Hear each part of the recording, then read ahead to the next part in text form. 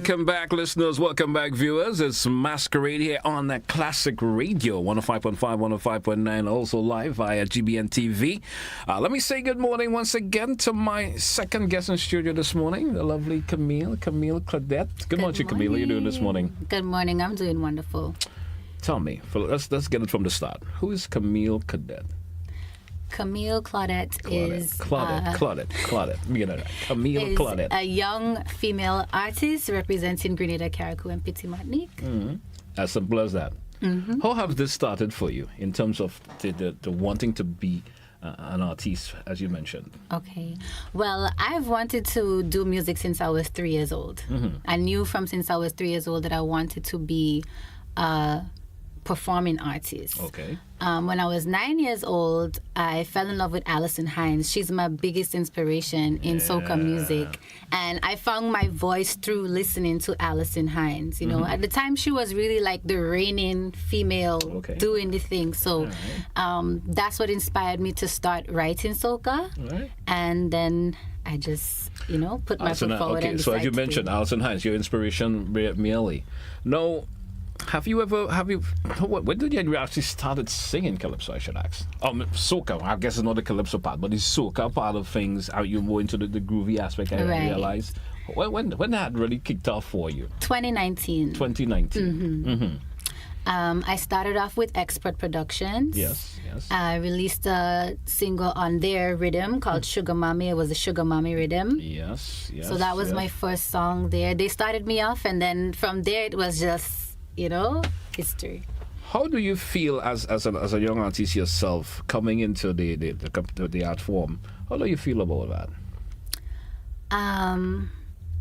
It's an amazing feeling. It's an amazing feeling just watching everybody that came before me that inspired me, and then every day that I wake up and I know that like I made it. I'm doing what I always dreamed to do. Mm-hmm. So it's an amazing feeling. Besides, you did mention Alison Hinds. What are some other folks that you look to, in terms of artists that continues to give you the inspiration? Yeah. One most importantly is Sugar J out of Grenada here. Yeah. She was the one who... My good friend Judelin? Yes. She was the one that actually, when I saw her dropping her, most powerful songs, I was like, okay, I didn't have the monster hit back then. Yes, and that was what really hit me, because I think at the time I was maybe only about 13 or 14 years old. But me and love to go nowhere, right? I was looking at her like, this is Beyonce. Like, I'm going to be like her. Mm-hmm. And that's when I said, yeah, for sure, I'm going to do soca. All right. 2024. You altered a track entitled, what did you name the track again? Mango. Mm-hmm. Tell us about Mango. Why the reason why tell us about the concept, the idea of naming a song in that particular way, Mango.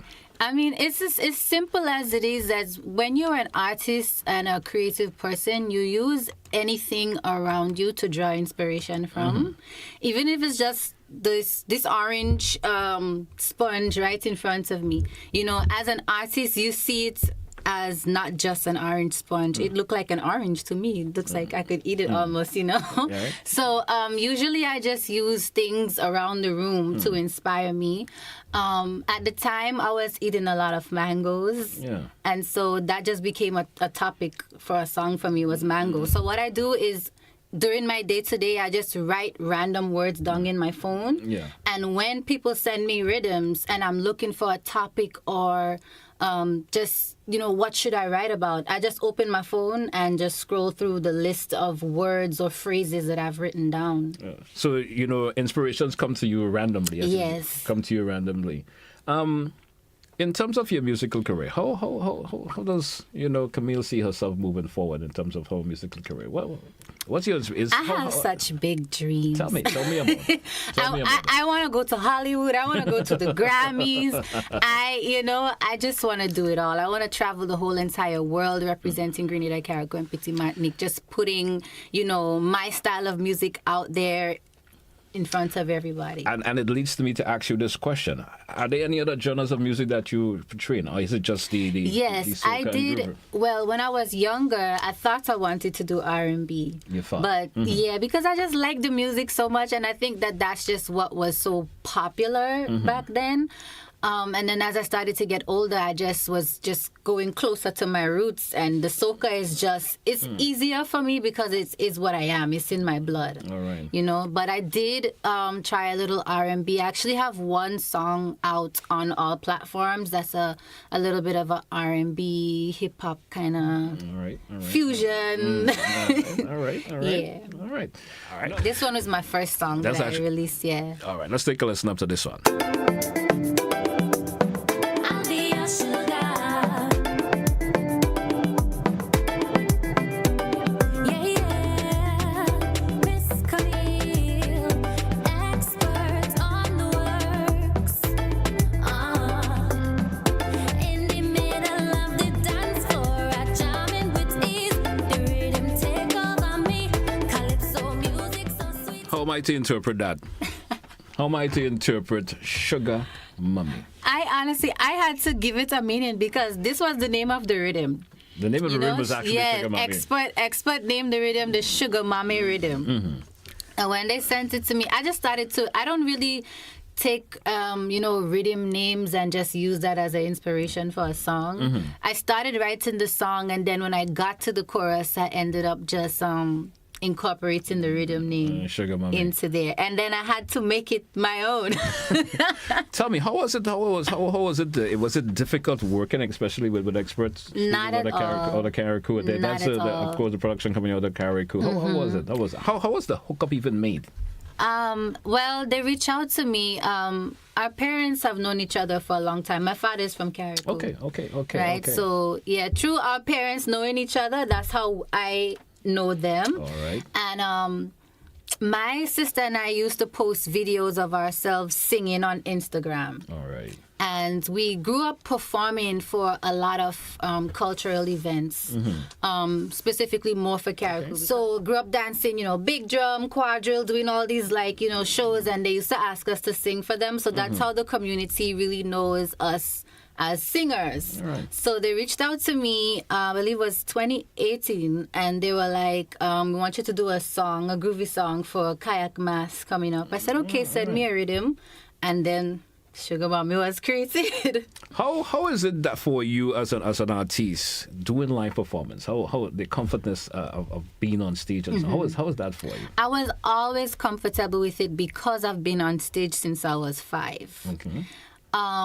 I would say as a child, you don't really, business too much about people staring at you and feeling So not bubbles confident. in his stomach and thing that was all going on. Right. But I think as I got older, that's when the nervousness starts kicking in. And then that's when you also become more aware of what people on the outside are saying about you. Yes. You're starting to feel your audience. and you feel what they're saying. Yeah, so definitely, I did experience, I would say, like throughout my teenage years and like early 20s, like a dip in the confidence when I started to become more aware. Yes. But I'm able to like channel the little child in me and bring the confidence right back up. So it's up. It's all the way up right now. Oh, great. All right.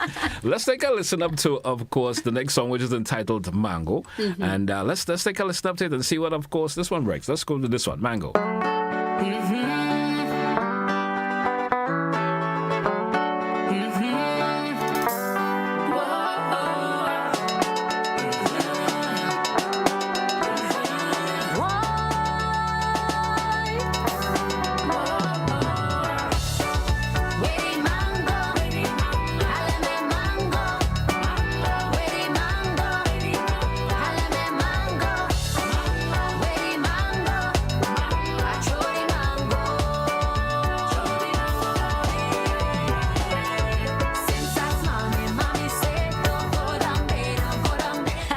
Actually, Willy Mango.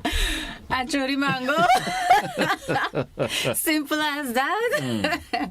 So you said the concept of the song came about because you were sucking some mangoes. That would you say Yeah. locally.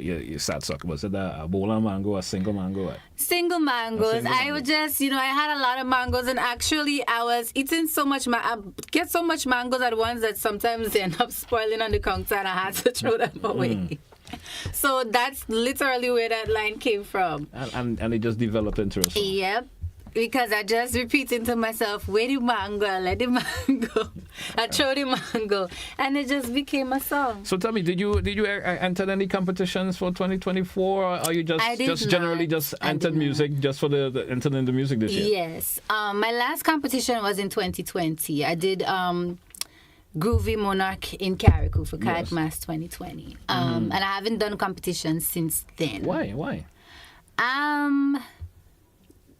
To Well, you be- were releasing music though. I mean, yes, I've been releasing music. I did leave towards the ending of 2020. I went back to New York. Okay. And I've been there for the past about 3 or 4 years. So I Okay. just came back in Grenada this month.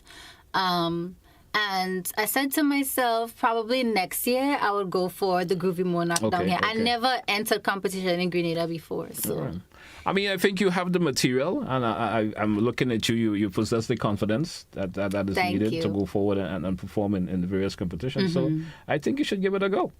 I think I will. It's sometimes I feel like it's a little bit discouraging as a female, but I think I could do it. You spoke earlier about, of course, some of the individuals who mentored you, as Alison Hines, Sugar J, my good friend Jude Lynn. They had mentored you. I know you just mentioned about how females are treated in the music Yeah. industry. Is that a deterrence that you said for you? It's not gonna stop me, but definitely I know that I have to strategize, differently than the men do in order to make it. All right. Point taken. Yeah. Camille, I want to thank you for popping by the studios and I'm sharing your music with our viewing and listening audience this morning. Thank you. Great music. I will encourage you to, of course, to go on out there and be part of the various events. Talk to the various promoters and stuff and see if we could get that needed exposure, as they would say. And get folks more into your music. 100%. Tell us, I mean, there's always options for, and just maybe there could be a promoter that's looking at this particular event right now. Right. They may want a number, they may want some of your social media handles that you may want to throw out that they could get to. Definitely. I could be found everywhere at Camille Claudette. Instagram, Facebook, YouTube, everything Camille Claudette. All my music is out on all the platforms. Apple, iTunes, Spotify, YouTube. You could find all my music there. Yeah. Camille, it's a pleasure to have you in the studio once again. Thank Go you. on out and do what you got to do. I could probably Definitely. see in 2025 Camille in the Soca Monarch. Definitely. I'll be more on stage. All right. I'll be more on stage. So yeah. best wishes to you once again, and thanks for being part of the Masquerade Thank today. you for having me. It's a pleasure having you. Have a good one. You Hey, too. folks, that's where we take a short break once again, and we'll be right back. Don't touch it down.